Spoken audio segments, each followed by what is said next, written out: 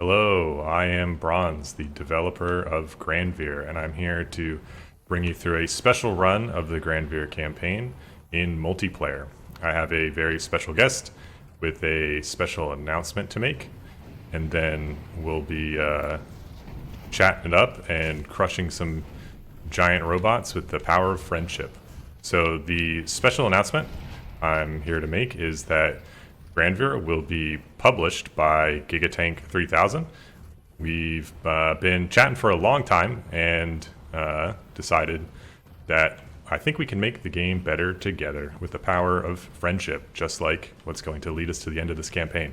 So I'm going to introduce you to this giant green mech on the side of the screen. This is Anthony, and he represents Gigatank 3000, and I'll let him do his own little introduction here.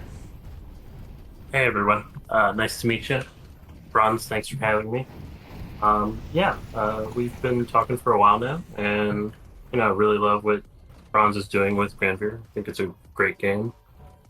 Really love what he's going for, and I think we can make it so much better and bring it to a lot of people. Oh shoot. So for this video, we're going to kind of swap it back and forth, doing a lot of different goals here. We'll talk about some of the new stuff added in the update that just dropped, and I'm gonna introduce you to Anthony here and let you get to know him, and then he's gonna grill me back with a flurry of interrogative questions, and we're gonna lay everything bare. Oh, I've got some guns over here if you want them. Cool. Yes. Very first thing, important questions first. Super Robo or Real Robo? Ooh, this is tough. I struggled with this as I thought about it. Um, of course, I love all my children equally, so just some more equally than others. I think I'm gonna have to, if you put a gun to my head, mech-sized or otherwise. I think I'm gonna have to say real, All just right. because that's what I grew up watching and playing, and that's just what I love. I also love all of my children, but I love some more than others. It's true. I'm also a real Robo lover. There's just something about things entirely unrelated to mechs happening in a show about mechs that activates my neurons. And maybe it's wrong, 100%. but maybe I don't want to be right. There's a component crate in here if you want to check that out. Oh yeah, I'll grab that now. Thanks. I mean, just like you said, usually the best part of most mech shows, even though the robots are cool, is usually the political intrigue and the deep philosophical questions that have no business being in a show about giant mechs. I can pass on some of the philosophical questions sometimes. When we get existential and start speaking about what makes me real is when I stay up a little bit later than I want to. No, see, that's when you start going into those big threads with like the lore dumps, and then people are like breaking it down to like an 8-hour essay video. That's Yes. When you get that Evangelion moment, I'm like, wait a minute. Oh, 100%. And then you're like, This isn't you're about arguing. robots. What? All right. If you've never seen Granvir gameplay before, it's a roguelite, and we just hit the rest area. These happen after every mission. And if you want to see a video where I focus more on what's actually happening in the gameplay instead of entertaining my lovely guest, I've got plenty of videos on the channel you can roll back through. So I'm just going to kind of keep the conversation going as best as my brain cells can be divided between playing the game correctly and asking very important questions like, what is your favorite Western mech design? Oof. Shoot. There's so many good ones. Indeed. And I've even made the question easier by splitting it in two. Yeah, that's true. What's it called? There's so many good ones. I think the first time I thought, like, wow, that is the coolest mech I've ever seen in my life was when I first played Command Conquer Tiberian Sun. That's kind of what this mech you made is based off of. Mm-hmm. Wolverine. I showed a friend of mine that was really into Command and Conquer, and they freaked out. They're like, "Oh my gosh, that's incredible!"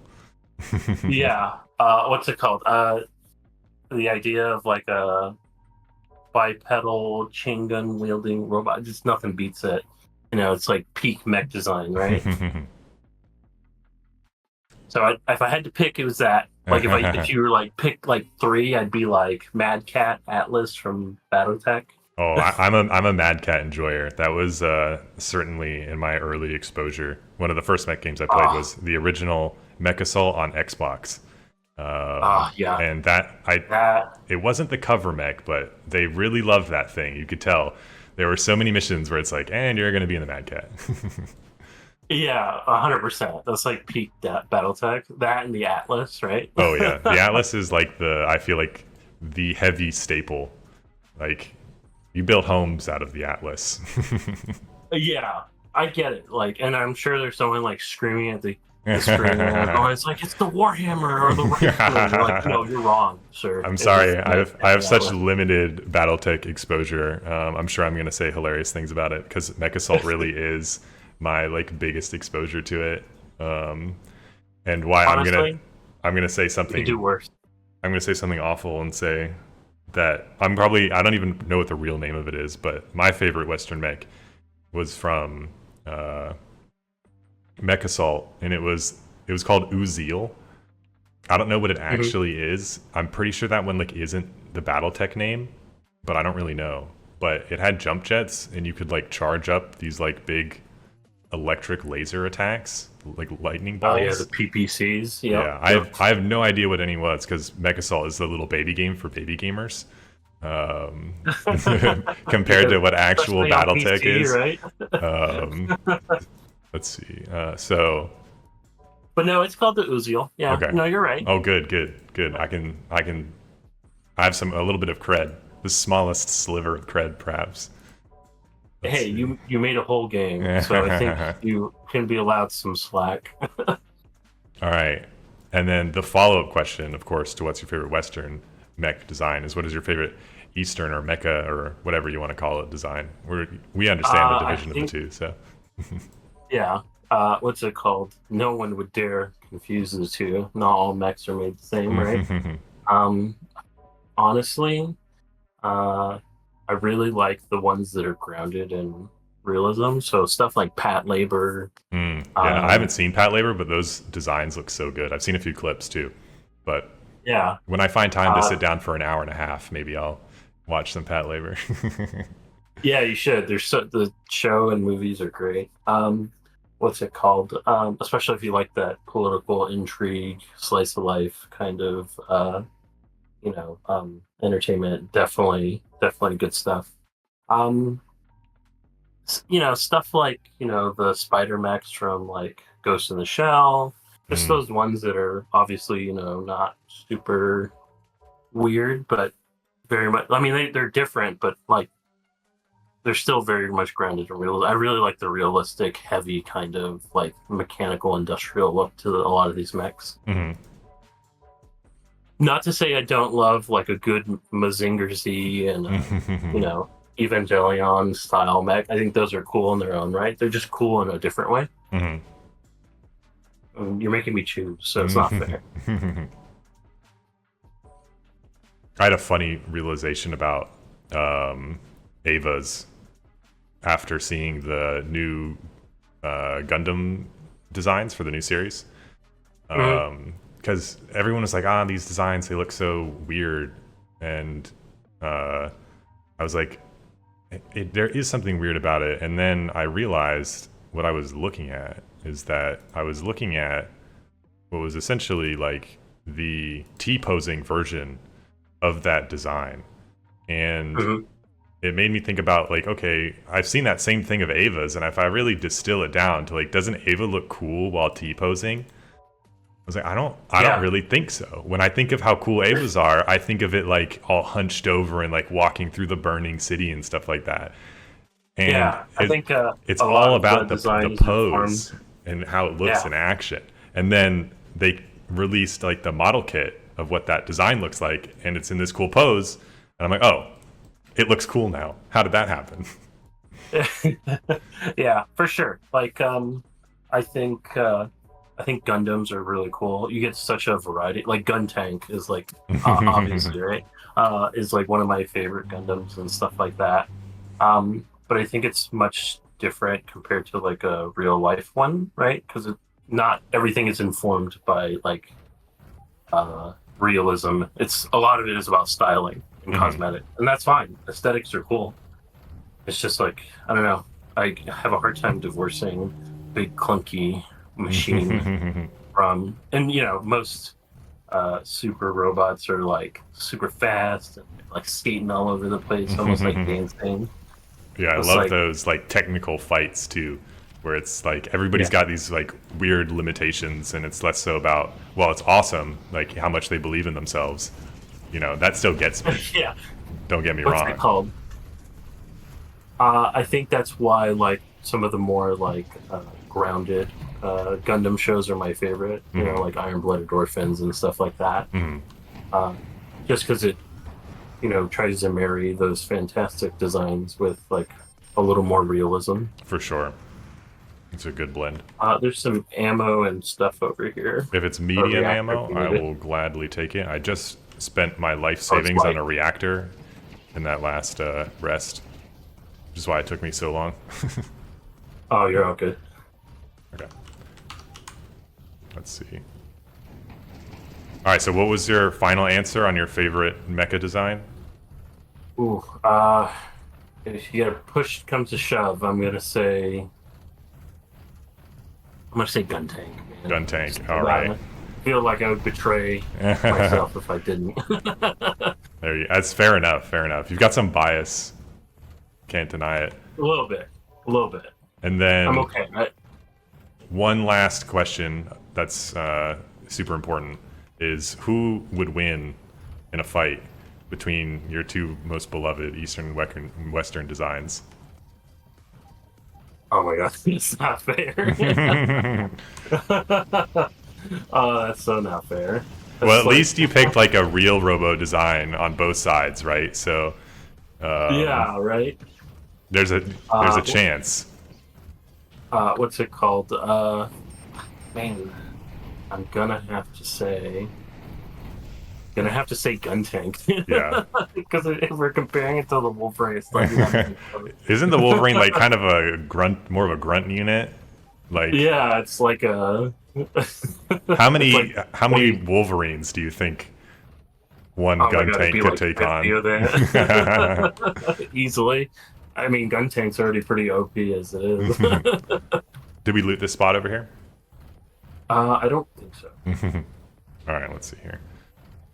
All right. Well, okay, you gotta do the same comparison. Okay, okay. Fight between your two picks. Let's see.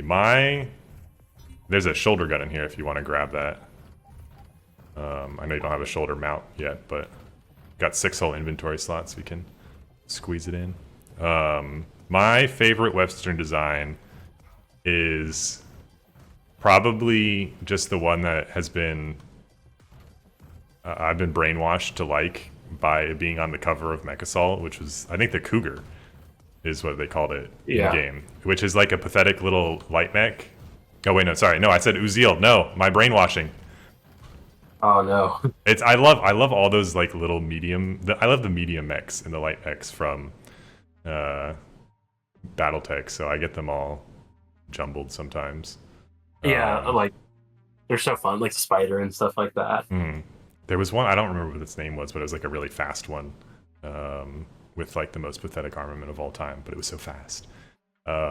So let's say Uziel versus my favorite mecha is Tequila Gundam from G Gundam, which is that like Yeah, I remember. unholy blend of like super Robo and real Robo, where they jack all those designs and then turn a windmill into a Gundam for some reason. But Yeah. Tequila Gundam is probably my uh, favorite mecha. I do like many of the other Gundams from G Gundam. So many of those designs are like they just take the most outlandish thing and like we're gonna turn it into a giant robot. Like I love Yeah. the American Gundam where it's got the like boxing gloves. It looks like a football player, and it's got a gun. It's so ridiculous. Yeah. But I think Tequila Gundam was the best because it's got a sombrero that has guns on it, which is Yeah, ridiculous. I remember. Um, So silly. and I don't know if Uziel with its little jump jets is going to be able to do anything against the power that is Tequila Gundam. But Tequila Gundam, we don't really know how strong he is because, like, he was snubbed so bad in that series. Yeah, he was. Everybody Pretty else bad. got to come back and be like unstoppable and crazy at the very end, and like literally every character but Tequila Gundam's pilot, whose name I forgot, gets to do awesome stuff. So maybe it's closer than I think, but I'm gonna have to say the essentially Super Robo version of a real Robo. Yeah, Uh, I don't think that was a fair fight. yeah, no, it's gonna be tough. I don't know how big Gundams are compared to Mech Warrior mechs, though, off the top of my head. The scaling's all over the place. It just Yeah. depends. Whatever makes Uh, the shot look cool is usually how big the Gundams are. Yeah, But I'm sure they have actual stats. They've got all those model kits and stuff like that, so I have no doubt in my Yeah, mind it's that's true. actually got a real height that they try to follow. What's it called? I feel like as it's progressed over the years, it's definitely gotten more grounded in terms of that for consistency. Mhm. Definitely the earlier Gundams were just like, yeah, whatever, it's all cool. Well, it makes it look awesome. We'll make it as big as it needs to be. All right, now that I've asked you all the important questions, we can get on to the second string of questions. So tell me about your game publishing origin story. What made you get into this business? Okay. So I've been a developer, for games since like 2016. Got a couple free games, and I have a pretty tight knit group that I associate with, and we help each other out, with development, marketing, and stuff like that. And over time, people would just constantly be asking me for help. Like, hey, can you help me look at my Steam page? Can you help me put this press release together? Because whenever I approach a problem, I like to break it down and find the steps for doing it as efficiently as possible, right? And it's a lot of fun, thinking about how someone who wants to buy a game or wants to wishlist a game or whatever like that looks at a page and goes like, "Oh, this is really appealing to me." It feels a little like clinical when you put it like that, but Hmm. there's a lot of like intuition and art that goes into it. For sure. 'Cause the nice thing about games is that they market themselves, right? You look at a game, you go like, "That's really cool," like immediately. You Mhm. don't think about it. The bad thing is that's your marketing. Yeah, so much of it is like emotional, right? And how it Yeah, makes you right. feel. Uh, you know, um, I'll just tell you my exact thoughts when I looked at Granvir. I saw it, and then my immediate thought was like, "Oh, this looks like Mech Warrior Mhm. or Mechasol." And then as I saw more of the Steam page and saw posts on social media and stuff like that, that kind of stuff really captured my attention. Mhm. That's what you really do as a publisher, right? Um, yes, you have that marketing aspect where you're helping, you know, essentially sell the product, but a lot of it too is the back end, helping with development, helping with getting resources and, connections to either help the game develop, either through localization or, community management and all that stuff. And the other part is, trying to make sure the developer has what they need so that they can just work on the game. Mhm. That way they're not, being an indie developer, because you've released a game before, it's hard. Mhm. It takes a lot, you need a lot of hats. Absolutely, And, terribly life consuming. it's fun, For but, sure. there are certain things that you're good at, making the game, and there are certain things that you're not as good at because you just don't spend time doing it, right? Mhm. And It's even really just division of labor. I think not to say that, not to make any comment on either of our skills on anything, but even if it's something that you're not good at, even it when you have someone else do something that, like, yeah, I can make, social media posts and whatever, and put together marketing material. And let's say in an imaginary world, I am good at that. Just because I'm good at it doesn't mean I should spend my time doing it, because I'm probably better at something else, right? Exactly. And having that extra set of hands, even if I could do it, it means that more stuff can get done, right? And now I believe it's going to get done better than I would be able to do it. But I think it's an overlooked part of cooperation is that I get to do more of what I'm the best at. And even though I could do those things and now someone else is going to do those things for me, like overall, we're going to be in a much better place. Even though it's not me replacing something, having someone else do something I'm bad at. It's not necessarily the only reason you want to replace someone. I'm ready for the next mission, by the way. Yeah, me too.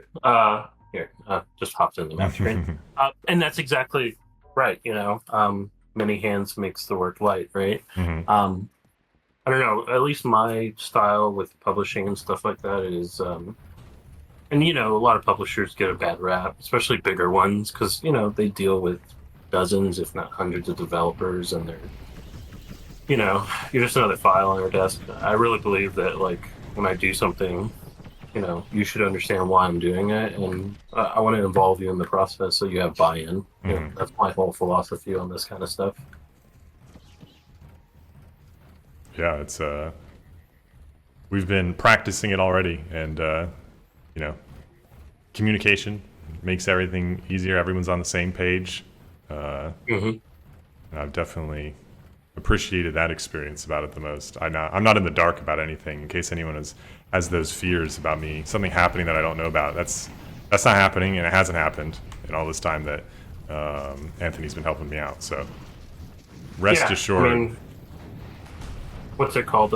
I'm a firm believer in, um, I'm here to serve you, right? Mhm, And by extension, your customers and mhm, the people playing your game. mhm. I want them to have the best game possible, and the best way I can do that is by making sure you're in the loop and nothing happens without your buy-in. Mhm. There's so many horror stories. No, for sure. Trying not to be one of them. Let's see. I found a field center, so I'm just gonna do a quick top up here. Oh, yeah, This go for mission it. has the ace, so just be careful. He comes running Okay, out. yeah. Well, that's the Call? last of my Detecting. technical questions. You somehow predicted the next question I was going to ask when you were answering me. I wonder how that happened. What's it called? I'm just that we're that in sync. That's right. That's right. That's just our synergy levels. We're ready to. What's that? What's that one where there's two pilots? Pacific Rim. We're gonna get our Oh Jaeger. yeah. We're Jaeger minding. Oh man, people give that movie such a bad rap. Or those movies such a bad rap. I've really only heard good things about it from people that actually watched it. Like I should watch it, but that requires time. But like I would absolutely watch that movie. It does not seem bad in No, it's from my it's good. You'll like it a perception. lot, especially if you love what's it called, giant monster movies. I Oh think yeah. it's really. I feel like it didn't get a good rap in the day, but in retrospect, people are like, actually, you know what? It was actually pretty good. Maybe not the last one, but well, you're gonna watch it now. I'm gonna make sure. Yeah, That's my pledge. my required reading. Yeah, 100%. I've got the ace over here and an enormous army. Oh, I see him. Okay, I've blown his arms off. Oh, he's done.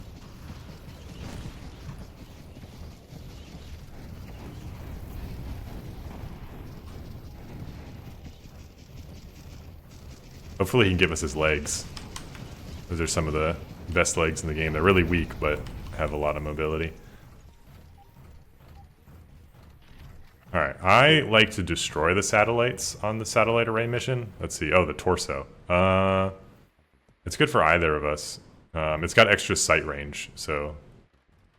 What's it called? You should probably take it because you're still using one of the lower end torsos. Yeah, right? I'm still on tier 1. Yeah, you should take it then. All right, well, that's all of my technical questions for you. So now I'll pass off the burden of having to ask questions. Actually, I think that's the easier part. Every time we got ourselves talking is when like we got stuck in the in the rest areas. So I'll Yeah, it's for my sure. turn for the to take on the challenge of answering questions. Oh, you have it easy. The one I always like to ask is like, you know, just talk about your development process. So when you know, work on the game or, decide on a new feature, like how do you go about doing that? I am, I would say, a bottom up developer. So when I think about, I don't have some like crazy grand picture. Since I have to do pretty much everything in terms of game development by myself as a solo, to me, Mhm. it doesn't feel like there's a lot of purpose to planning terribly far ahead because I can only do one thing. I'm not saying that Mhm. I'm right. It's just that's kind of Uh, my default mindset in terms of it. So I'm almost always much more focused on the. I'm over by the extract if you're. I think we got oh everything. yeah, I'm heading that way now. Just being bombarded. Much more focused on whatever smaller thing I'm in the middle of. And when I think about like what am I going to do next, it's almost always in terms of features that are going to get done in like the next 3 days to a week, which is about the least exciting way to develop for outsiders because there's no grand plan a lot of the time, or I haven't thought about one enough to to communicate that effectively. And that's why Anthony's here to remind me to answer those questions and and Yeah. have that stuff available to everybody because people care. And well, I've got basically the entire Ace mech in my inventory right now. Nice. So I got a drill lance. Do you want it? I also got a drill lance. I could put a drill lance in either arm. Let me see if I can find a pistol in the marketplace, and then yes, I can. Here we go. Okay. Do you want me to grab the one it's giving me? I think I still have the same one. You should probably pick something else if you have other options from the resistance support, I'm assuming. Yeah. I have the sumo and the marshal. Um, I'm kind of married to the ogre torso right now. yeah. The I don't remember what the oh yeah, the Marshall's a tier 1. You don't want yeah, it's kind of not it's kind of a bust for you. Unless you want some arms and you want to stab some people with your drill lance, but double gun is all reliable for sure. There are some torsos Uh, that have a reload speed bonus for those like direct mounted weapons that you can keep an eye out for. I'm gonna put in a personal request here. Hmm. Torso guns, please. Oh, like there's a few torsos with some ventral machine guns. Oh, I Um, didn't. I haven't run across any yet. they're very very rare because it was actually one of the things that I worked on really early. And what I found was that it was way too hard to find a torso with gun slots and then a gun to go in those very specific gun slots. In terms of like how much Interesting. loot you needed to be exposed to relative to the parts you already needed, um, I see. which I'm gonna is steal like these whole flanks. yeah, yep, there for you. Um, but so I basically just combined them into one, but they're still like impossible to find because there's just not that many torsos that have that. One of the advantages of the like the shoulder ports kind of ended up working the same way, but to mitigate that, that's why there's the modify or upgrade parts menu. Mm, So you could, if you ended up with a torso that could have shoulder ports but doesn't, you can still get to it. That's increasing the reliability of your ability to mount all these shoulder mounted parts that you find. And even then, it's still got its own kind of inconsistency Hmm. built into it, but the torso guns are there. They are not plentiful though. Maybe one day. Hey, something to work towards on the That's true. roadmap. Right? I'd love to see, you know, torso missiles and lasers and Yeah, I think I've got all some blades. rockets and machine guns. The torso guns are a little weird just because I kind of set them up assuming that you have other weapons you want to be using. So Yeah. they're all like lock on auto fire. You don't actually like pull the trigger on them like you do with a lot of other weapons, which is kind of weird when it's your only weapon, but makes a little bit more sense when you're. My brain, it's melting. No, I get you. Yeah, when you've got your hands full, literally. Yeah. What's it Let's see. called? Did that I think answer I'm your just question? so polluted by what's it called? BattleTech, and it's like they're so plentiful there. That's true. How many parts do you think you get exposed to in BattleTech before you have to do another mission? Uh Not much. At least in MechWarrior 5, Hmm. everything is so dictated by your variant. You know, Hmm. Oh yeah, that's true. They've got a very different customization system, you could a say. different philosophy. You know, Hmm. uh, what's it called? And that's with, I think mods help a lot. Hmm. But what's it called? I'm ready to go when you are. Me too. But what's it called? Yeah, that's. I mean, that's good. I mean, I'm similar. I'm the same way. I'm one person usually. I do have an artist I work with, my better half. But yeah, generally we can only work on one thing at a time. I have like a grand idea of what I wanted the project to be, um, and then it's just kind of like going from beat to beat. But so next question I always ask: what's your favorite feature? What are you working on right now that you really like? Hmm. I think it's probably going to be a little campaign 2 spoilery, but nothing I don't think I've talked about elsewhere. Is the probably the outpost upgrading. It's been hard, I think, in an interesting way to think about the campaign. Because in this one, you kind of just bounce around nomadically and hit up whatever you are able to hit up in the region you're in.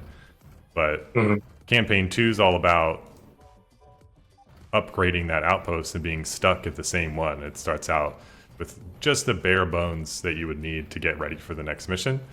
Mhm. And then over time, you can kind of upgrade it up to be a more normal outpost, and then eventually, a super duper outpost with every little rest option you'd want to have. And it's not like I'm not entertained by just the idea of having the upgrades, but I'm interested to see what I can get out from it and what kind of new gameplay is going to come from having this alternate thing you want to invest in. Because this campaign, it's all, invest in your mech, invest in your mech, invest in your mech. There's a little bit Right. on invest in the factions to give you some extra ability in the rest area. I'd say that's like kind of the closest thing you have to upgrades, where you power around with the groundbreakers a lot, then you get the free repairs, you get the backup if you do their special mission and stuff like that. But Mhm. I think it'll be cool to I think it'll open up a lot of avenues for new choices in gameplay to make when you're now weighing the resources you could spend on upgrading against upgrading your outpost against the resources you spend upgrading your mech.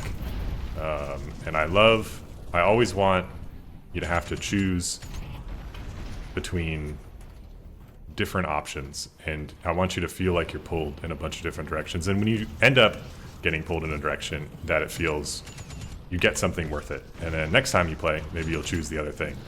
So I think it's a fun addition, a fun new set of choices that it's going to add to the game. If you've never used these legs before, I highly recommend it. If you like Code Geass, these are the legs for you. may have wheels on the feet.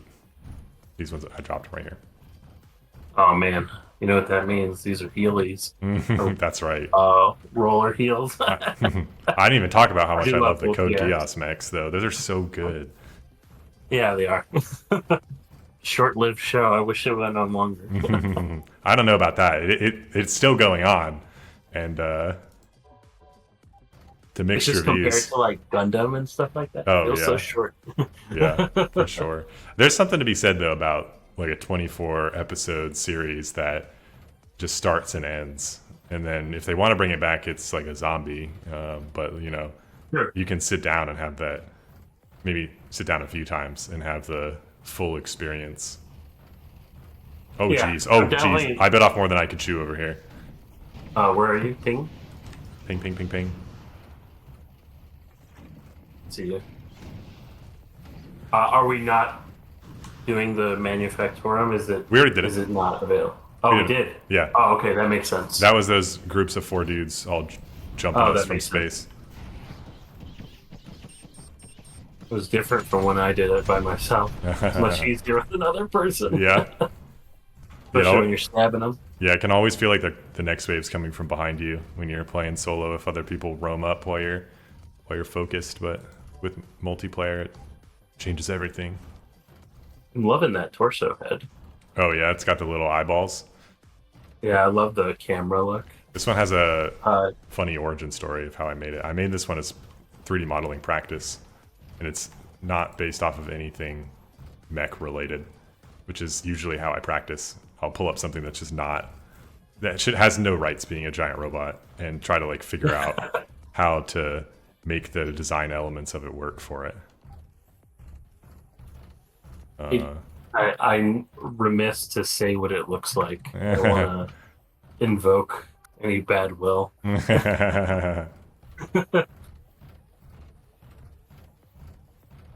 Let's see. What was the original question? The original question is, Oh yeah, what am I did you excited? like working out? Yeah, no, and I'm totally all for it. I can't wait to play the second campaign just because I really love the idea of like having a homestead to protect, Mhm. and like fighting untold hordes. This game is like built for a horde mode. Wink, wink.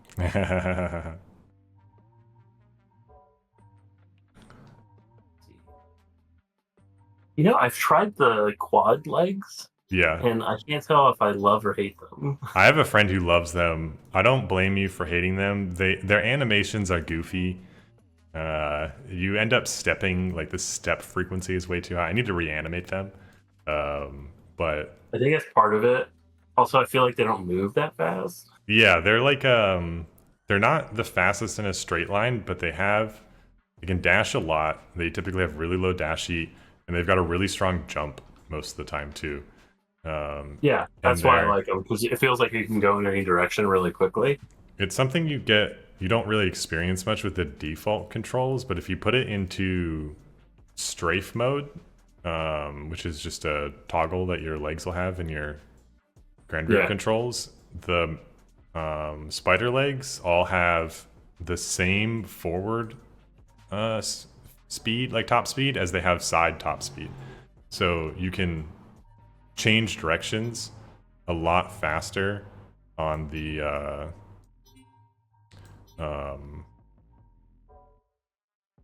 spider legs than you can on the regular legs. But you don't really notice with the normal controls because it'll start turning you immediately instead of just like letting you walk sideways.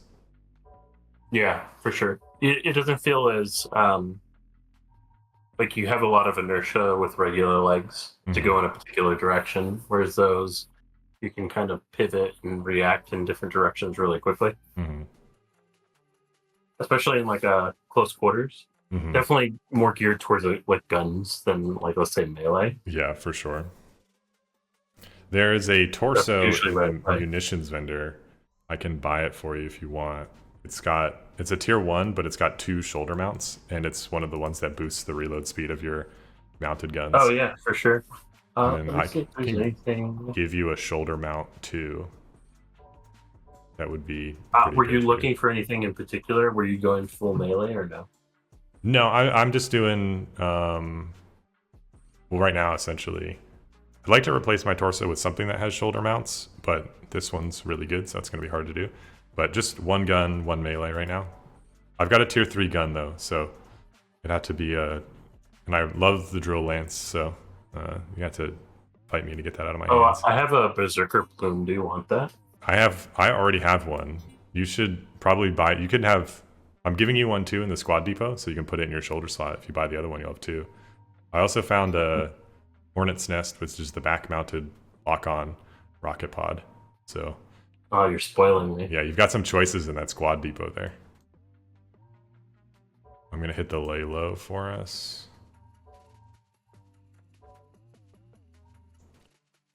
I have a gyroscopic stabilizer. Do you want that? Yeah, I'll take that over my radar right now. Although it is really funny being able to see incredibly far, but I'm using pistols which don't really have the accuracy to make that work. Ooh, a tier 3. Where'd you find this? Yeah. Fell I off the just got back it of out a of the truck. component box. Yeah, literally. Or I guess back of a space capsule. It fell off the back of a space truck, entered orbit, and landed right in front of you. What a coincidence. Yes. Just like the guy selling those Bose speakers down the street. What's it called? So you talked about what you're working on now. What do you want to work on next? I just am I'm obsessed with the rest area side of the game. We'll talk about it a little bit more based on what my psychic powers tell me, but the duality between the combat and the downtime is really important to me in the concept of the game. And I really want this side of the game that we're getting stuck here chatting for a million hours on to feel. I'm modifying, so we're here for a reason. Okay, cool. I'm also got stuff to do. It's just I go so slow when I'm yapping. I want it to feel like it's just as important as the regular game, or maybe not regular game, the mission side of the game. Maybe not go too crazy with it, but I wouldn't say like you should be able to lose the game from what you do in the outpost or the rest area, but I do want it to feel like you can win the game from what you do at the outpost. So stuff that I'm excited to work on is and it's hard to come up with them, I think, is new choices and features to use in the rest area. So one of the things I'm trying to focus on currently is what can you do with the resistance in the next campaign. You've got all these tabs over here on the left of the mechanic, the marketplace, the outskirts, and sometimes on this campaign you'll bump into a resistance cell that gives you some extra options. But what new features and kind of trade-offs and ways you can spend your resources can get crammed into there? I just finished up recently working on the ability to actually unlock them and upgrade the capabilities that kind of come with the outpost upgrade stuff I was talking about before. But I'm excited to give them some new capabilities and see what I can figure out. Oh, if you haven't, this next mission, I would buy just a little bit of extra ammo. It's the Groundbreaker hub, which is going to require us to take on. I remember playing this. Yeah, we're going to take on like 30 something enemies. So the last time I played it, I ran out of ammo and I had to bludgeon like half the map to death. That's a classic. I would never go to the Groundbreaker hub without a melee weapon or like 200% ammo. It's a scary place. Yeah, let me buy some, especially since I added the Hornet's Nest. Okay, good. I think I have enough ammo. I've got a few more pieces to sell here. Okay, yeah, you upgraded your legs, cool. We sell some stuff. Okay. Alright. I am in the region map. we'll get a little boost of ammo at that one of those resistance cells I was yapping about in this next area. Okay, cool. All right. So that leads me to my next question. Oh, you weren't kidding. This thing skates. This is the funniest thing in the world. I haven't come across this at all. It's definitely one of the favorites amongst stuff people talk about. Oh my god! I was gonna ask if you were gonna ever do like full wheeled legs. Oh yeah, I mean we'll get there. We'll get there. There's another set of like tier 1 weird wheel legs. Ooh, oh man, oh my gosh! I just found an incredible set of loot there. Excellent. Oh geez, these guys are scrapping. I'm loving this back weapon too. Yeah, it's a little frustrating in multiplayer when your buddies kill everything before those slow missiles can show up, but it feels awesome.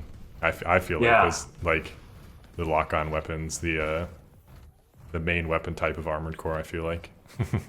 Oh yeah, easily. Back missile pods. Mm-hmm.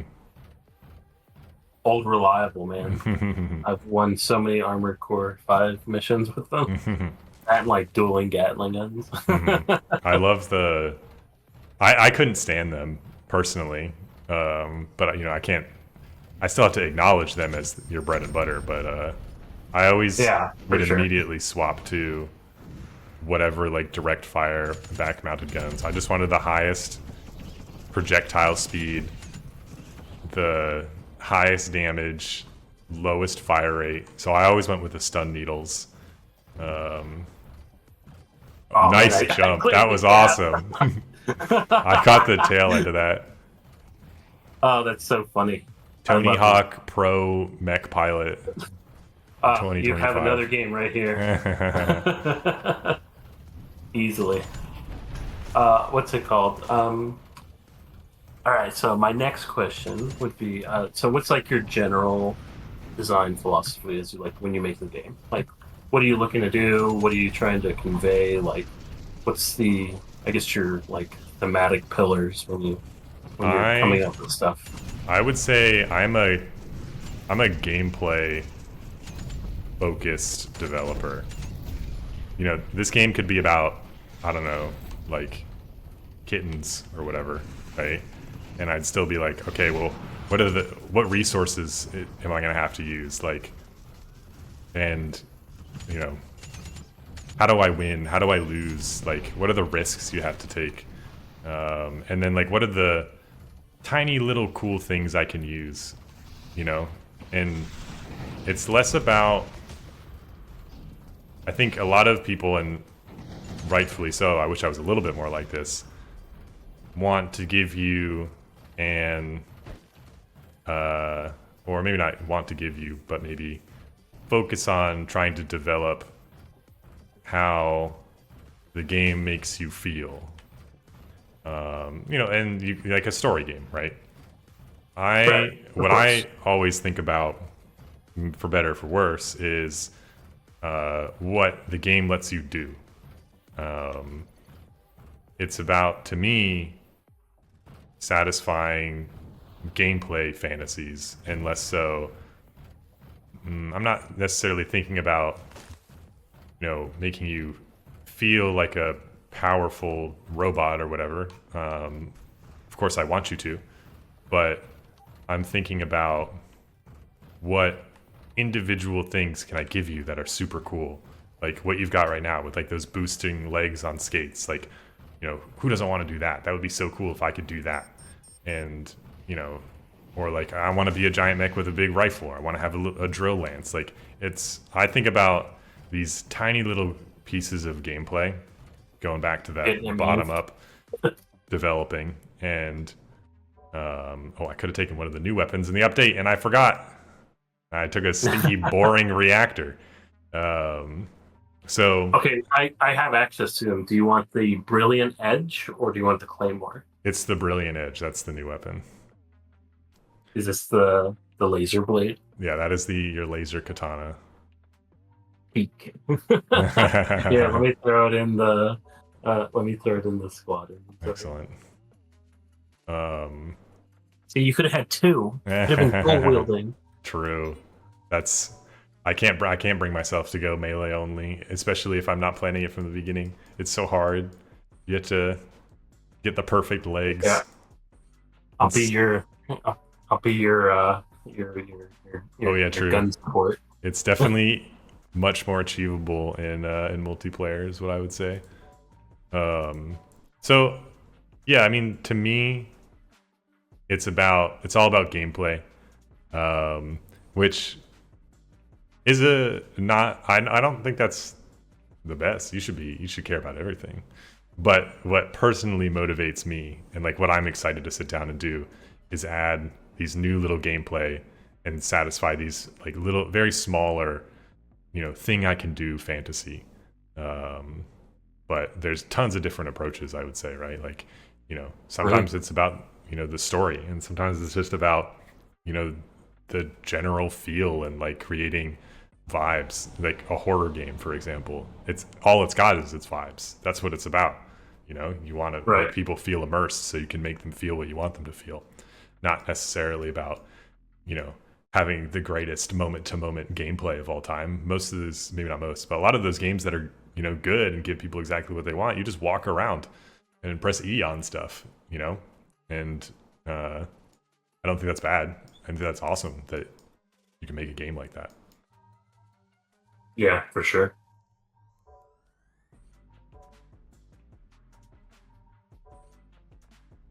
I have no arms, and I have the Gears of War gun. Oh, I love that thing. We can probably I buy you know. some arms. Do you have some arms? I have no arms. I have no I have arms, no but I arms, and must I must. chainsword. Yeah, exactly. I also have the chainsword too. Let's see what I can get you here. I've got the broker, so I can poke into all the shops. Uh-oh, we got a weapons vendor. Yeah, I don't think we have. Uh-oh. At least in my weapons vendor, there was no. No, yeah, and our threat level is too high to check out the black market.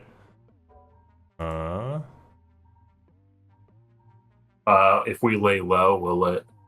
No, it won't come back. It's based off of whatever you end the mission with. So if you have 3 or higher, I see. you won't be able to see the black market. I got quite the upgrades that mission. I have a shotgun pistol, laser katana, torso that I can upgrade with shoulder mounts. I'm in a good spot, that's what I would say. I'm good too. I mean, I'm. Let me just add some ammo. What ammo were you using? I'm on Medium? medium. Yeah, I'm good though on quantity. Oh, is that the new torso? No. This is an older one. Not the oldest, but it's actually probably this specific one got added, I think the update before last, but it's just the shoulder mount variant. The base one has been in for Oh no, I mean, different from what you were using before. oh yeah. This one Okay, has I was just like, I don't remember you looking like a bird. oh good. It's properly invoking the bird status. Good. It should, yeah, absolutely. Okay, I'm ready to go when you are. Yeah, let me just do some groundbreaker aid. They might be able to get you an arm here. No luck. Okay. Get this junk out of my inventory.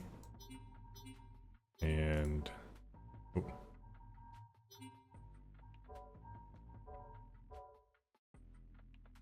Sell some stuff really quick that I don't need. Okay. Traveling. Okay, cool. So my next question. You always got to go with the origin story. How'd you come up with Granvir? So What made you want to make it? I was at my previous job and someone was describing what Armored Core was like, because we were talking about it, because they had just announced Armored Core 5, or maybe it was close to it coming out. And I had never played an Armored Core game before 5. And their initial pitch was that you could go into debt by using too much ammo, and you would essentially lose the game by taking in weapons that are too big and making the mission too easy for yourself, which I really liked. The idea of that resource management. I have another katana here. Do you want it? No, I can't handle 2. That would just be that'd be crazy. I'd lose my U.S. citizenship, and there we go. Oh, do we have allies in this mission? Because I see one of the groundbreakers. Yeah, when you do the groundbreaker hub, you'll get a follower. Nice.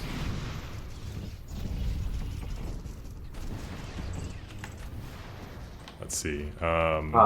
One of my guilty pleasures in like MMOs is if they ever have like a pet class or like a oh yeah, like a summoner. Ah, I would love. I love playing summoner classes. That's my favorite thing. The what was I saying about my brain? Too much mech on mech Armored actions. Core. Yeah, distracting me. Going into debt. I don't know yeah. if the game actually delivered on that. No, but- Armored Core 5, I played it, and it didn't deliver on that. And I was like, what the heck is this? I had already started working on the game by the time Armored Core 5 came out, but I was interested in the idea of Armored Core. I think MechWarrior 5 is a little closer to that. Than Yeah, I'd played a Armored Core little actually was. bit of MechWarrior. What to me about MechWarrior was a little bit too in the weeds. Now I know some people absolutely love it, the level of complexity in it, but it wasn't exactly for me. But this guy just describing to me what Armored Core was, I was sucked in. I was like, I want to play a game like that, but I'm not going to play an ancient Armored Core game because I'm a baby gamer that can't go back in time and play old games, unless it's Halo 1, and then I'll play that any day. But I have to ask. hmm. A little sidetrack. Remastered Halo 1 thoughts? Did you like it? Did you hate it? So I played it only when it came out on PC, so I didn't have to deal with the nightmare that I heard the original Xbox release of the Master Chief Collection was. I loved it. I mean, I will constantly. I'm a big Halo guy too. I'm always switching between the 2 graphics modes. Like whenever there's anything cool, like what did this look like in my head? What does this actually look like when I'm recalling it from playing that game as literally a child? Yeah, sure. But I like it. I wouldn't say I have like a strong opinions about that axe. Oh no. Yeah. Oh, that axe has ended me before. I can't. I wouldn't say I have the Okay, I'll strongest back you opinion up. about Give in. about Halo, but I do really like it. But I don't know. I liked the Master Chief Collection remake. There's a I pod don't. over here. Other than the graphics, I probably couldn't really tell you what's different. There's a back cannon here. Oh, I could take that. Another drill lance. I don't need a drill lance, but let's see. I'm gonna. Oh, it's a hornet's nest though. Okay, I'm coming. Did you like the Master Chief Collection, Halo 1? I mean, I'm like the biggest Halo fan. I've played all of them on Legendary, like a masochist, both solo and with other people. The You ever I do haven't played Lasso? Yesterday yet. What's that? Have you done Lasso? No, Oh my no, I gosh. haven't. Oh, it's good stuff. I did it for. I think I did it for three.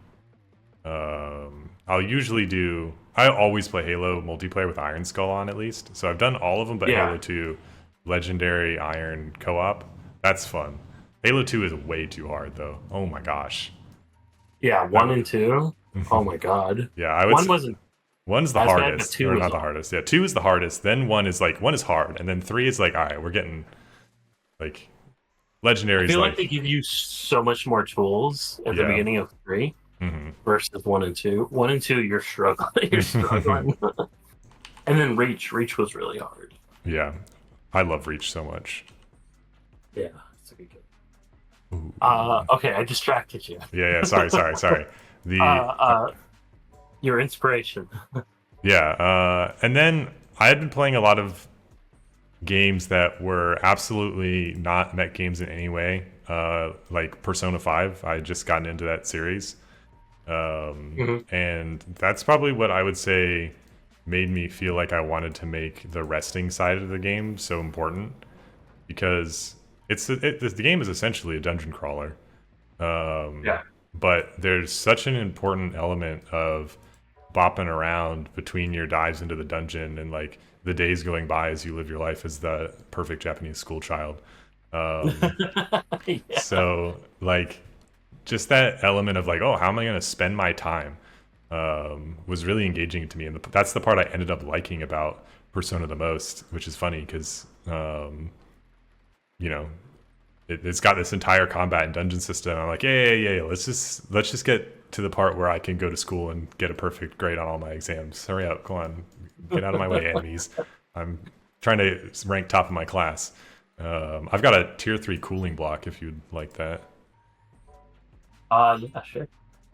Um, so I would say I really got kicked off on this game with some fantastical version of Armored Core uh, that I heard about, never actually experienced, and playing Persona 5.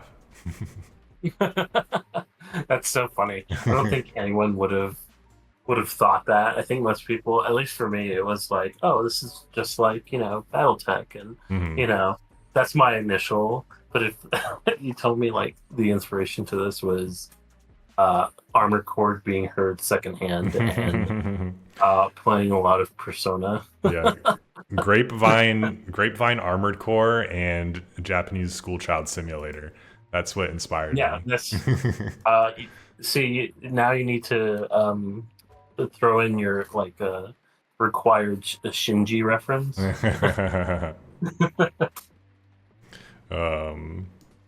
What was I gonna say? Yeah, Oh, actually, okay, so that leads. yeah. Go ahead. Oh no, go ahead. I No, actually no, go wasn't ahead. that into mech stuff before I was like, I'm gonna make a mech game, and I was like, wait a minute, I, like, I don't know. I didn't even start watching anime until I was like in my like after I graduated college. So like I was super late to all this stuff. Like I didn't play Mech Assault 2. I played Mech Assault 1 and I never thought about it ever again until recently. But you should play two. It was fantastic. yeah, I remember seeing 2 at in the Toys R Us on the little game stations they used to have. And I'm like, oh my gosh, it's awesome. When your mech blows up, you can like walk around as a dude. That's the coolest thing ever. And then I played Yeah. Titanfall 2 and like I hate this. I know people love it, but I hated it.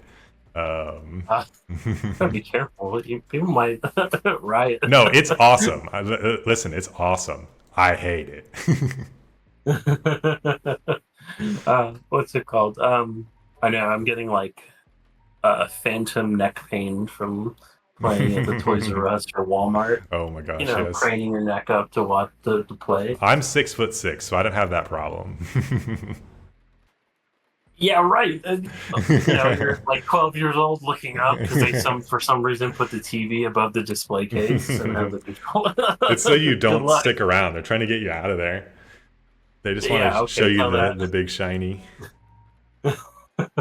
Let's see. I think I'm good to go. Yeah, I'm just gonna trigger a landslide real quick here.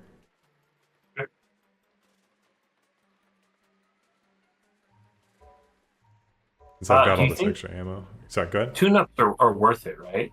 They'll only last one round. I like to tune up in the very beginning of a campaign to get over the early difficulty hump, and Uh-huh. in the last mission, because that means you get to take on the final mission and the boss with whatever the tune-up stuff is. So it only lasts one round. If you've got 3 hours, I don't think it's bad to do, but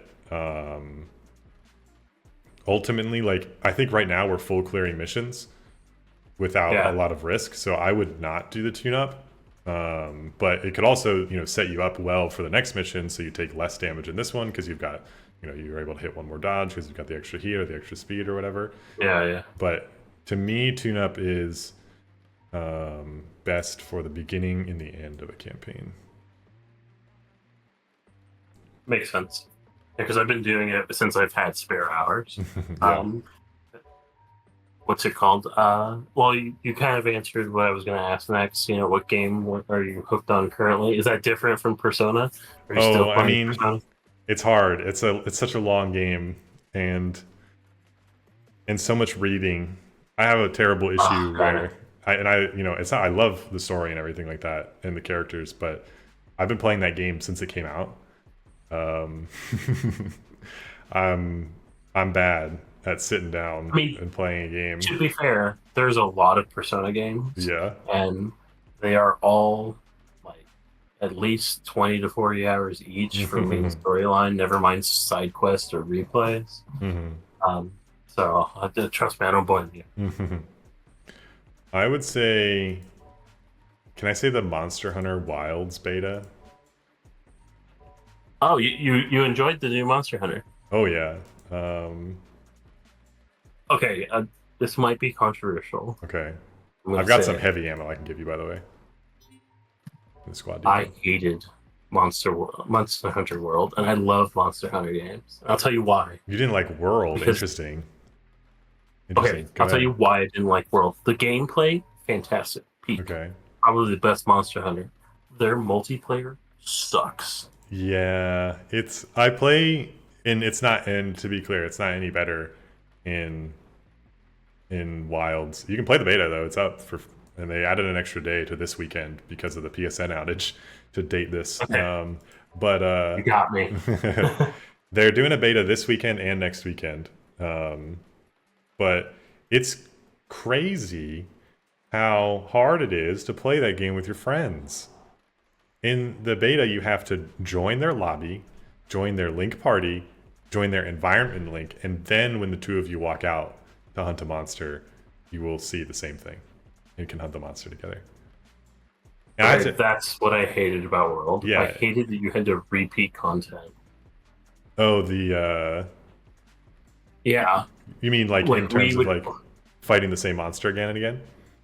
Well, no, more like we would do the hunt or whatever, and then you would have to go back and do the hunt for them. Oh yes, that's fixed. They fixed that, and I think Rise actually.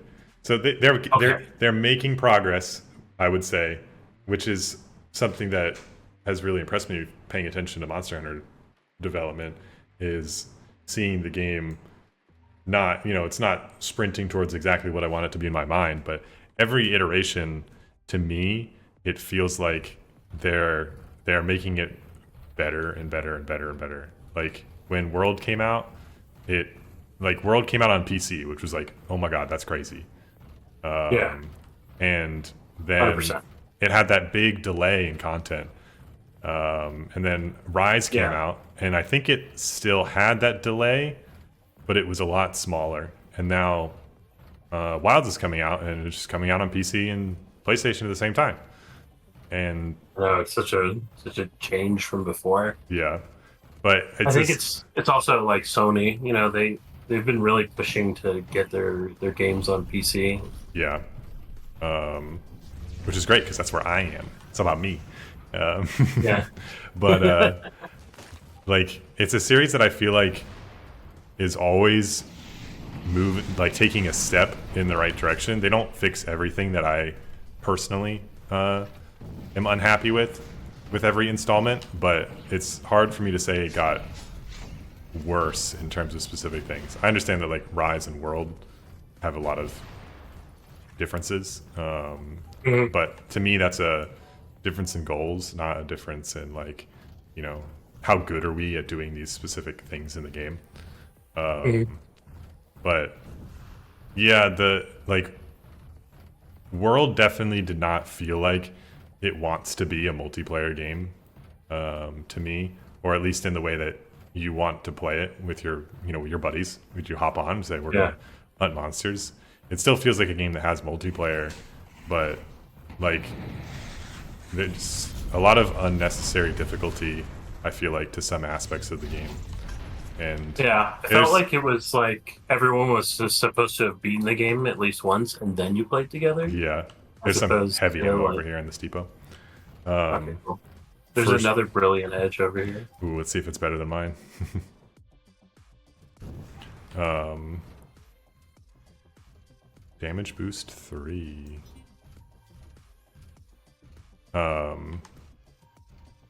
So yeah, it's definitely a shortcoming, I would say, of the Monster Hunter games. But you can have a giant lance. What more I did you know. want? I'm a big gun lance advocate. Have you found the gun lance in this game? I did get it one run through. Okay, I had good, so good. much fun with it. That's one of my favorites. Can't wait to add a million Forbidden Pit. weird variants. Don't fall down there. If one of us dies, it's over. So Okay. we both need to live. I just I just love how there's a giant pit. Potential future secret. Go down to the sewer level. Oh, don't tease people like that. The children crave the sewers.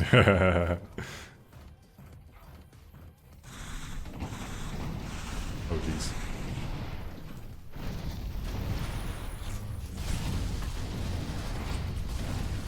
That was a lot of exploding.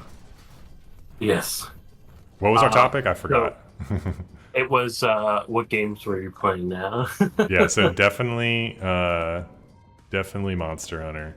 I've got to learn how to use all my weapons again. They made a lot of crazy changes that I actually like to a lot of the weapons. And There's a Ronin torso in there. I don't want that. Um, some interesting stuff too. And when you do play it, it's kind of weird because like it's mainly like technical fixes between this beta and the last beta they ran, and they did a whole video on how they're already responding to the weapon feedback. So Oh, that's like good. your weapon may feel different, but like stuff like the insect glaive is getting really big changes to be more like what they want it to be after the feedback from the first beta. And same with the lance. I don't know too much about the gun lance, but just know that like you should check that video out if you're like, why is my weapon so different? Because they might have been like, yeah, we were just trying something out. It's gonna be like this. I got the next upgrade of wheel legs, the front runner. Oh, nice. Yeah, those are. I think those are both tier 3. So like those two legs you have are equivalent. The front runner has less control, but more can boost for way longer. Oh yeah, we're going full Sonic. Yes, those are absolutely the Sonic legs. Also the bright steel. I don't know if you got the same. I did. It's two-handed, so I need to have my It's like I've my committed ranged to the. functionality.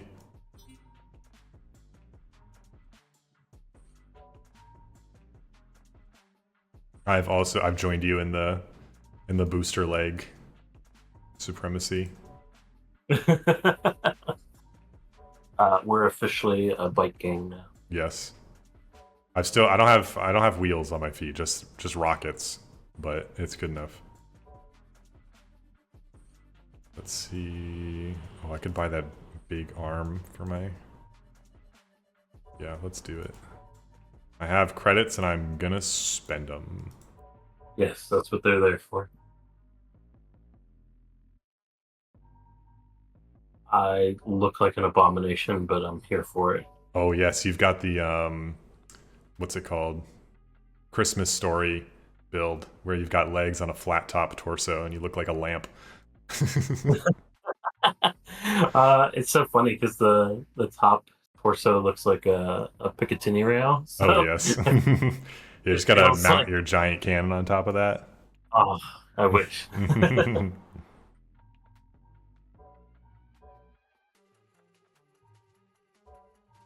All right. I'm holding out hope for an arm. See. I think it's gonna be awesome. And I think at least your major multiplayer concern is addressed. But it still feels really weird to play multiplayer of like all these like layers of joining and how accepting the Steam invite doesn't just put me exactly where you know I want to be, but Yeah. I'm desensitized to it at this point. I could have to do like 10 jumping jacks to join a friend and I'd be like, oh, I love Monster Hunter. Hey, that's what it's there for, right? All right, we're about to head into the last mission and then the boss fight. So make sure you hit your tune-up and all your parts Yeah, I'm are going to. prepared. My strategy for the final mission is we won't really stop and fight anything as we run in. We're just gonna go deliver the package and kind of keep walking and blasting stuff as we go by. So just let me know if you're falling behind, but that should be highly unlikely with those legs. You're gonna be a trailblazer, but we'll deliver the pick up the package, go to the spot, destroy the castle, deliver the package, then leave is the order we'll do stuff in. Sounds good. Okay, so my next question, I'm gonna hop on the map first. Oh, so yeah. we so what are your plans for post-launch? I'm sure that's what people want to hear. I'm sure other people are going like, when is launch? We'll get to that soon. But for post-launch.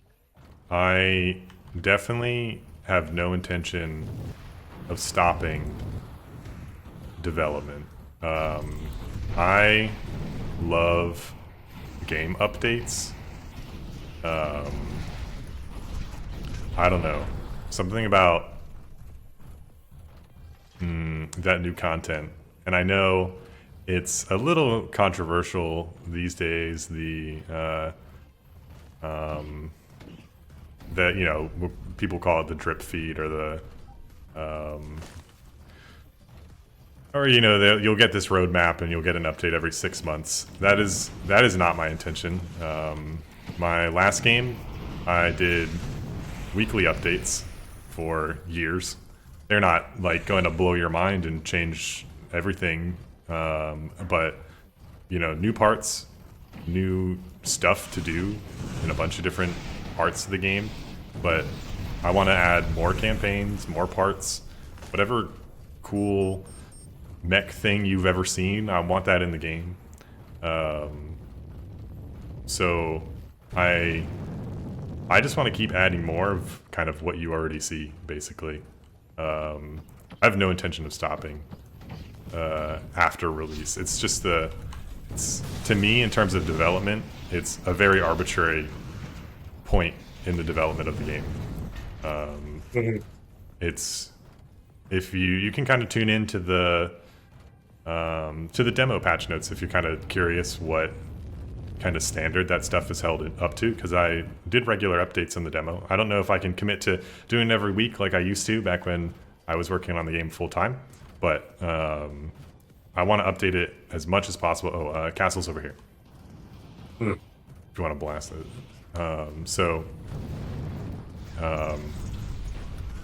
I am gonna just keep blasting on the updates, is my plan. Yeah. Oh geez, oh geez, oh god, what did I do to myself?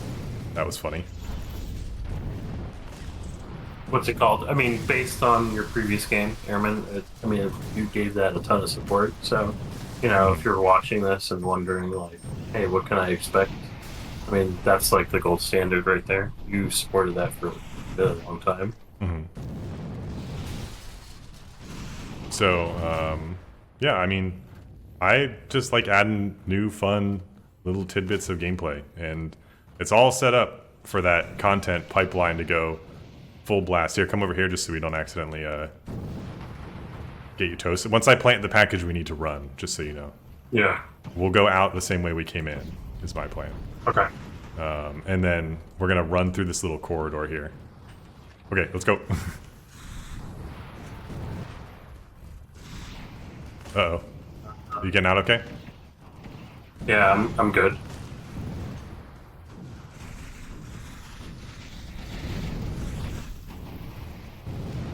Remember to look at the explosion. Oh, you weren't kidding.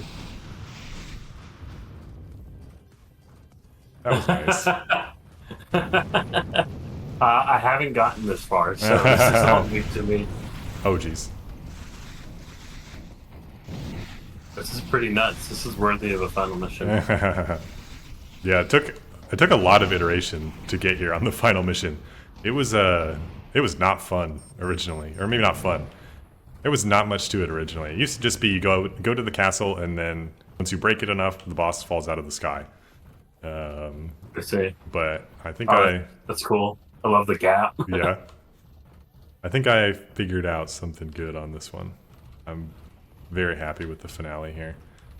But it does require a little bit of a bend in the way you kind of been thinking about doing every mission before, where you're a lot more thorough in the other missions, and then suddenly at the end, it's like you don't have to fight anything. Like you're not taking any of this stuff home. You win or you lose here. So Yeah. it can be very easy to fall into that trap of I'm going to stop and fight everything, clear all the map out, check the loot. And it's like, yeah, you gotta go, finish the mission, finish the fight. Yeah. All right, but we're not done yet. All right. Yeah, you did mention that. Ask your most challenging question now as my brain becomes fully occupied fighting the boss. What's it called? Okay, this leads me to my next question. So, what was, like, what are the challenges you've encountered, like playing the game, and what's it called? What was like your hardest thing and your best solution, I guess? The hardest thing for me is actually probably the art. I'm not very good at 3D modeling. I've always done stuff in this very simplified art style, I would say. My last game was even more simple than this. And one of the things I told myself when I first started this project was I gotta level up my art, because if I'm out here making cube bots, like no one's gonna care. There's a very important visual element, I would say, to mechs, right? You know, I talk about how much I love the gameplay, but the feel is also super important, and that comes from visuals, right? We destroyed him. Yeah, absolutely Rushed destroyed. him. That's what he gets for showing up when we're on normal difficulty. He should have stayed home. Nice. Yeah, well, congratulations. That's your first win. Yeah, this You're a winner. is literally my first win. And now we're all winners here. Now you have to play on hard every time, and we can lose the first mission. I'm gonna bounce us back to the. I'm gonna hit play again, and we'll camp out in the little rest area here. Okay. And I'll finish off the question, which was, so. I'm always trying to get a little better on the 3D modeling. I can't go crazy and make some of the incredible models that I see other people make out on the internet. There's so many talented mecha artists out there. And I have to also keep it scalable so I can bring content. One of the biggest reasons I would say the art is so simple is so that I can make new parts as quickly as I can. And keep that for sure new stuff flowing and have a really strong set of cool things you can do in the game and parts that reflect how cool the gameplay is, right? So making new parts is probably the hardest. Modeling new parts is probably the hardest thing for me, and making an actual design that I'm happy with. And I get through that by practicing sometimes. I try to the main practice I do is try to make a mech design off of something that's not a mech in any way, like be it like a character from a show or something stupid like I don't know, a tree, like Yeah. end up in very G Gundam positions, but trying to something that pushes me out of my comfort zone. Because if you say, yeah, just make a mech, like I'm gonna make something using the skills that I have, but Right. if I'm Does it really given, challenge you? yeah, if I'm given a reference that doesn't use those skills at all, it helps me branch out and find new skills to make new parts. And Yeah. as I get better at that, then I start working on. I've kind of tuned my focus a little bit more towards the environment design, and getting better at modeling those things too. I'd say I'm a lot more confident in my ability to model parts. I'm not saying I think they are as cool as they could be, or I'm super good at it. I think I can pass. My environment design is definitely the next step. You don't want to see me model a tree. It's rough. Well, just because you don't have a ton of practice yet, and you're gonna definitely have a lot of practice. Hmm. So like when you're like sourcing inspiration and stuff for like that, I mean, I assume that your community asks like really good questions or has requests or like, hey, can we have a chainsword or hey, can we have a bayonet? Um, where do you normally find that? Like, are you just pulling it from like popular media as you see it? Is Yeah, it I mean, I'll you know definitely, you try to fill a certain gap in terms of, like your lineup? So like let's say you have like a ton of like melee weapons, you know, now you're at the point where you're looking for more exotic stuff, yeah, I mean, uh, I'm definitely interested in what other people find cool and want to see. I don't can't respond to every single thing, but if you're out of there course. posting on the Discord telling me what your favorite mech is, I'm gonna look at that and be like, oh, somebody really cares about this, right? And specific elements of it, right? Mhm. That like I know how I can put that in the game and make it fun. Definitely what people talk about and other people say is cool. Even if I don't, it's not something that personally resonates with me. It doesn't mean it's off the table in terms of something I want to do. I want to put Mhm. stuff in that other people care about too. And I care about the Lancer from Gears of War, and I think guns with chainsaw bayonets are really cool. Yes, they But are. I throw stuff in the game that think I don't really have a lot of personal attachment to. One of the big things that's in the game are, and maybe I've changed my tune on it, but when I started putting in shields into the game, it wasn't really something that meant a lot to me. But people love that Gundams are walking around with big shields and guns, and I it's love like, the shield in this yeah, game and so much. I love the shields and the guns now too. But when I first put those in, it's like I'm putting this in because there's other people that think a mech with a giant shield and is cool, right? Peak Um, pat labor right there. there you go. And now I've come full circle, and it gets me. So that's usually how that's the pipeline in terms of interest for me, where somebody else is like, "This is cool." I'm like, "I believe you," and let me see what I can do about that. And then I'm like, and then I just fall down the rabbit hole myself, and it's all over. So, Yeah, you're just like, damn, this is cool. but I'm young to the all the cool mech stuff that's out there. Like I said, like before I played Armored Core 5, like playing Mecha Soul as like a 10-year-old or whatever was the most I'd played of a mech game. I played a little bit of Mech Warrior games and other vehicle building games, but like Mhm. I was certainly unplugged from the mech stuff. And then once I started getting into it, I'm like, what was I thinking? It's crazy.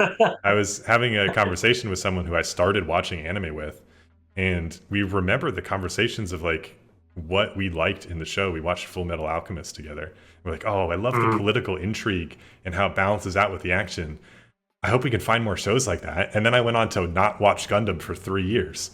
And we were having this conversation like, can you imagine the alternate timeline in which we finish watching Full Metal Alchemist and we're like, we should watch Gundam, and then it would be over. Like I'd be making this game 3 years ago. Well, I think that's the crazy part too, right? You know, you went from like absolutely no knowledge or very little, right? Mhm. To making like a great mech game. Like this is a good game. Like not to toot your horn or anything like that. And the fact that you're so early in development too, so that means that like the potential is just so much greater. Like if you're watching this in 3 years, please leave a comment or something. Let us know how good it turned out. True, yeah. We're gonna look back and be like, "Oh my god, what were you even playing? This thing's garbage." The current version's way better. Yeah, and it's gonna come far. The campaign 7 is gonna be like, am I playing the same game? Yeah. We'll do some cool stuff. I'm not So looking you to messed yourself up. You committed to at least 7 campaigns. Oh god. I just don't worry. I'm gonna really like cheap out on 3 to 6. They're gonna be real recycled. Part 6 is gonna be campaign 2 point like part 4 or whatever. And hey, people want that. They want the overlapping arcing campaign. That's true. That's true. You have to build the Granvir deep lore. What's in the pit? We're gonna find out. Yeah, we'll get there. I would love to talk about it, but I have to restrain myself, mainly because we don't have any more mechs to blow up. And I do believe that it's important to me, mostly on a personal level, and my motivation, that the game tells the story, not me in some video, in some Discord message.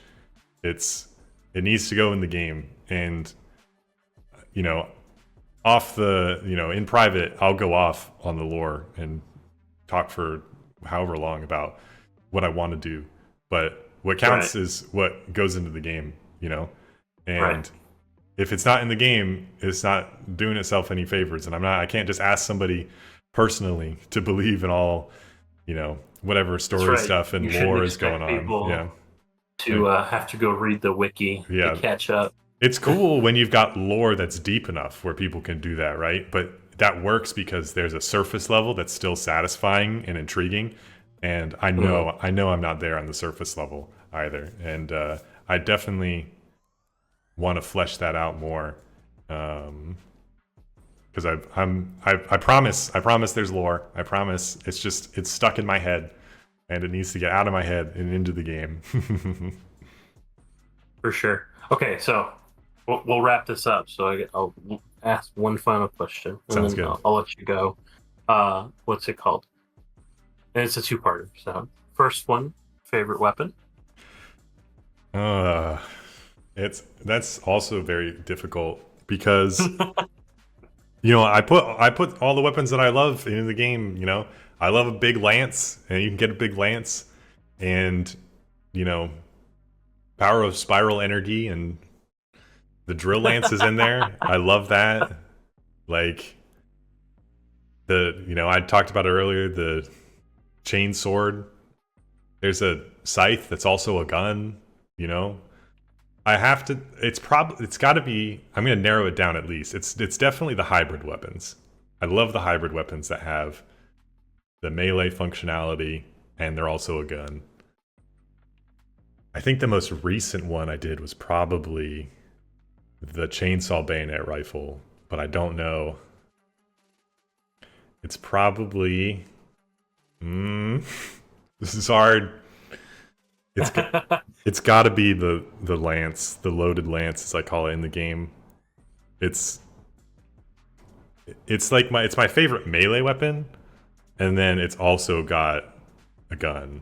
So it's got to be the lance, the gun lance-esque weapon. Okay. I mean, you can always cheat and say the last one I added. Yeah. Laser katana, but I don't think anyone will fault you. Yeah, I added a new drill lance variant too in the last update. So there's now a tier 3 drill lance. It used to only go up to tier 2. which was kind of the theme Yeah. of the new set of weapons. But um, I'm cooking in places that you can't see, so maybe the gun lance, And I may have been working on that more recently than anyone knows. Who it's knows? the operative word soon. Soon TM. Sooner than you think. So, and then the opposite question is, what's your least favorite? I know you love them all, but you love some less than others. That's no, that's real because it's not that I don't like them or I don't want them to be cool, but they some of them are hard to make work technically and from the gameplay side. I'd say Yeah. probably the weapon that annoys me the most is there's a and people really like this weapon and thank you for liking it because it's keeping it alive. There's a like weaponized armature that has just a big old knife at the end of it. It's called the mantis. It's just a big sword arm. It has Hmm. no arm. It has no hand. It can't grab anything. It's just a sword. And that dang thing, like it, it's so short range, and the hitbox is so inconsistent because it's just an arm attached to you. Like how far Yeah. can that thing reach? And you have to swing it too. It's not like Yeah. a stabbing thing. The arms aren't really articulate enough to do a really good stabbing motion with a weapon like that. You're Um, you're you're destroying these people's mantis arms yeah, I know, dreams. and look, it's statted, it's good, it's effective. Don't use it when you have 10 FPS because it swings so fast it might not register the hits. But you know, like that thing haunts me. It's like I just can't get it. It's never gonna feel good, and nobody wants to turn an entire well, maybe not nobody. It's hard to make it feel valuable from a gameplay perspective to turn what could be a hand into just a melee weapon, which are melee weapons are a lot harder to use. And if you just use an arm and put a sword into it, if suddenly you don't need that sword anymore or you find something better, there's a lot of different directions you can pivot into, which is Hmm. a major part of the gameplay. Where's my build going to go? And let's keep my build Hmm. flexible. It's what makes arms so powerful in the game is that they can go in so many different directions. But when you've essentially got a melee version of a mounted cannon, Hmm. um, it's rough. And I think that's probably the weapon that haunts me the most. It deserves love, and I appreciate everyone who loves it.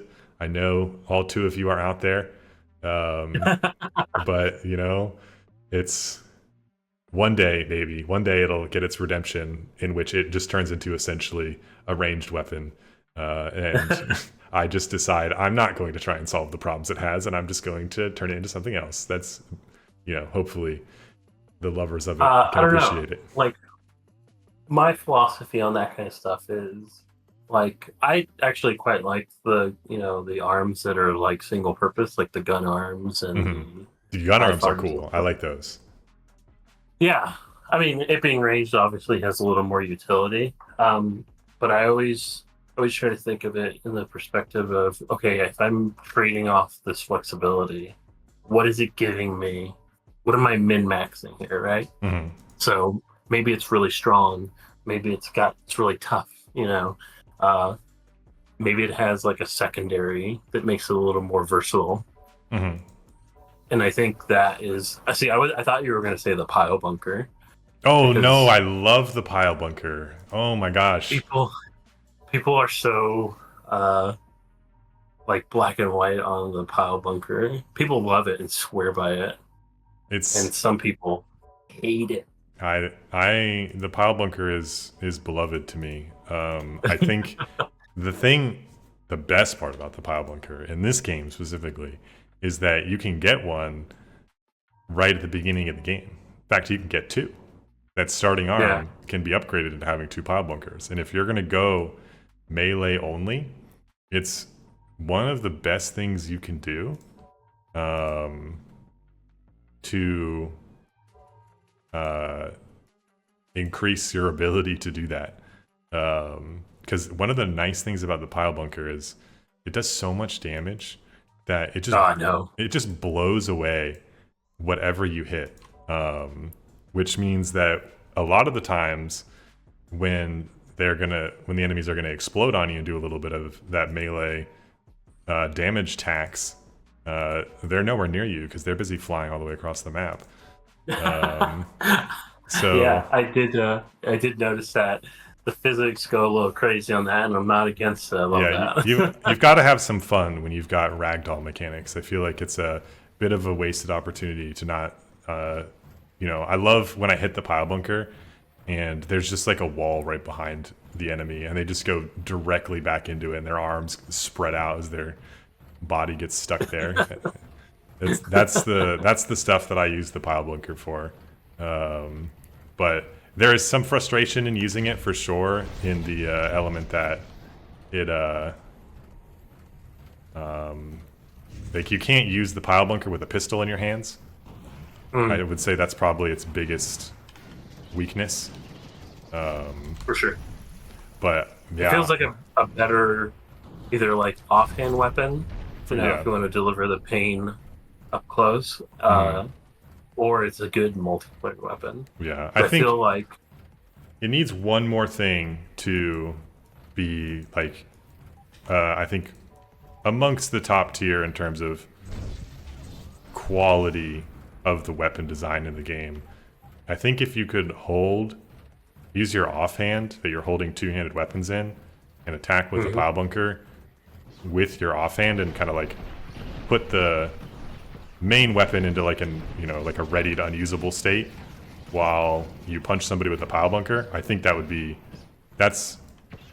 I think give them the relevancy that they need to be one of the great weapons in the game. yeah, But for now, it's a little too easy to fill that hand up with something better. But at the same time, like you don't really have another option in terms of the pile bunker. If you want to blow something away in one hit, that's what the pile bunker does. I think maybe the two-handed swords can do that too, but that requires two hands.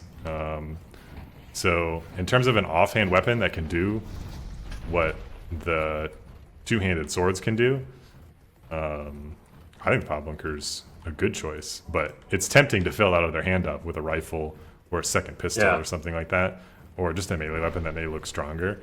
But in terms of utility, I think they're very good.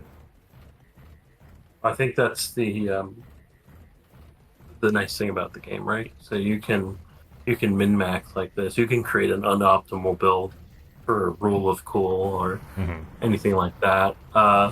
And it doesn't necessarily have to be the most optimal way. I think, especially in these kinds of games, you're really incentivized to do that.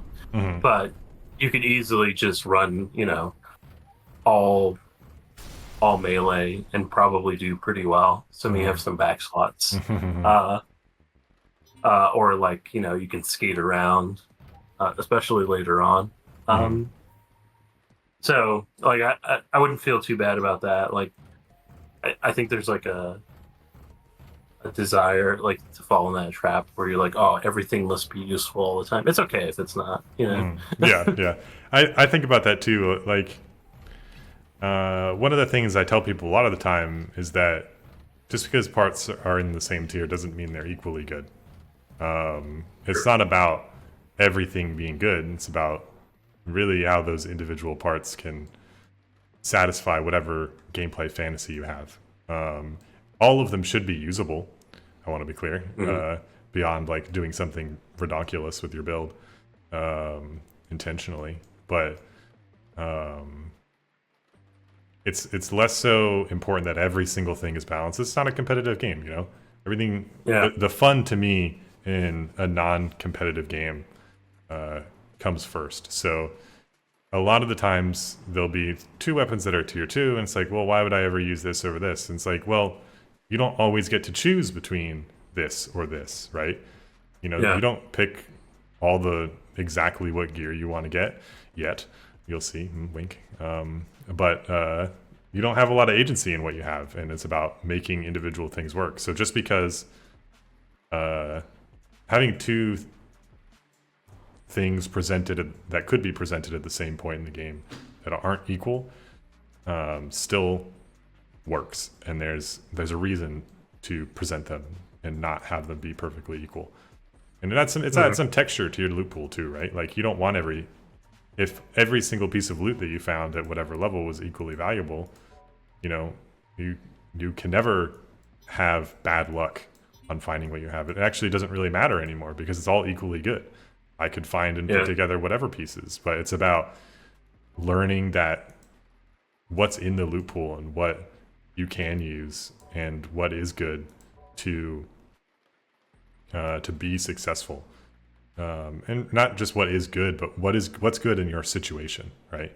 And if I can get you to always think about your situation when you make these choices, that means to me you're making like meaningful and engaging choices, which is very important to me.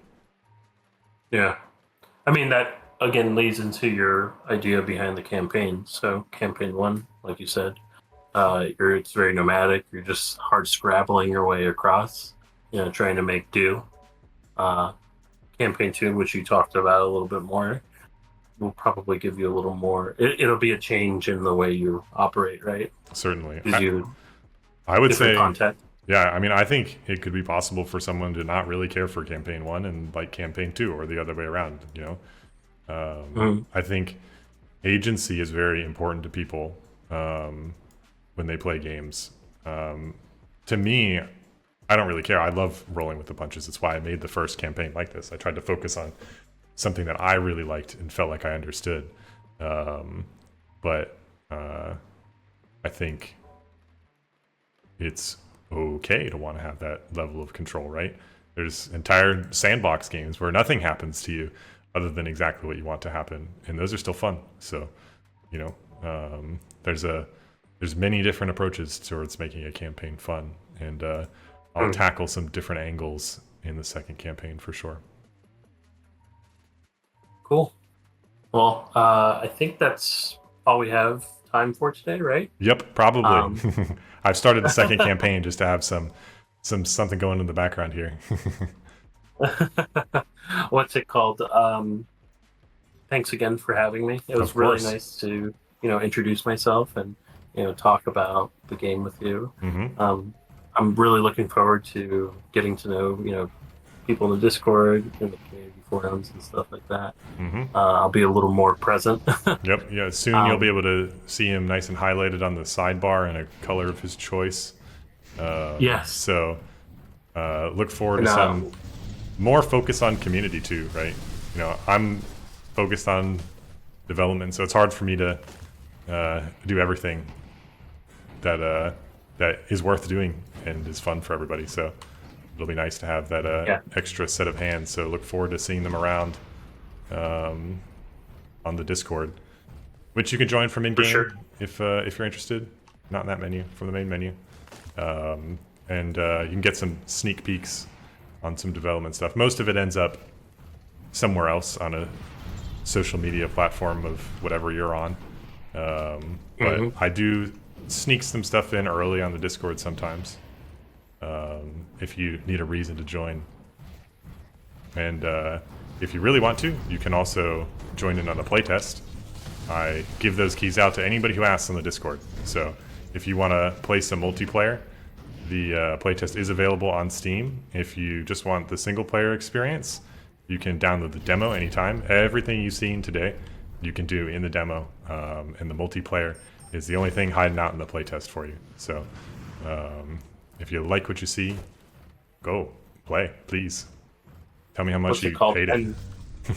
And you're going to be doing the multiplayer as like an open thing in the pretty soon future, right? Yes. Once I get it, I need a little bit more confidence in its stability.